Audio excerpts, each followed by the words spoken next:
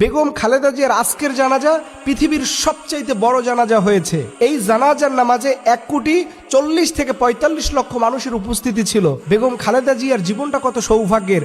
আজকে ওনার জানাজার নামাজের খাটিয়া মিজানুর রহমান আজহারীর কাঁধে পর্যন্ত উঠেছে।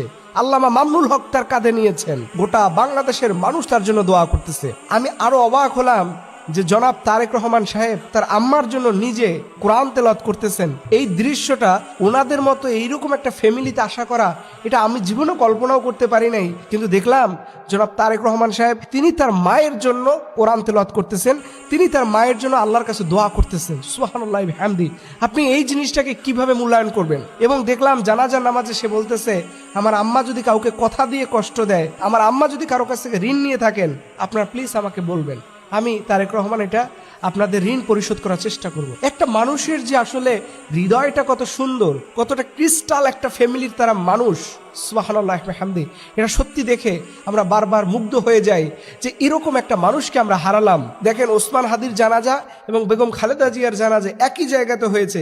লক্ষ লক্ষ কোটি কোটি মানুষ এসেছে এবং দুইজন মানুষের মধ্যে কিন্তু একটা আদর্শিক মিল ছিল।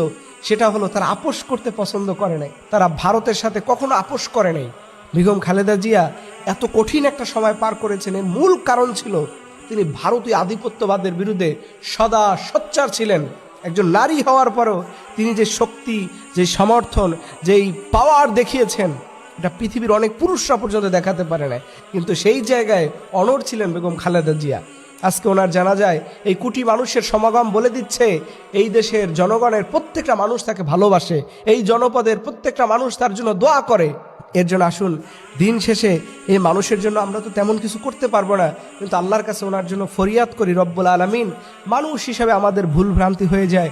দেখেন আজকের রাজা ওই মাটির গর্তেই শুয়ে থাকবেন, যিনি গ্রামের ফকির মানুষ, অসহায় দারিদ্র মানুষ, তিনি ওই মাটির গর্তে ঘুমিয়ে থাকবেন, যেখানে কোনো ভেদাভেদ নাই।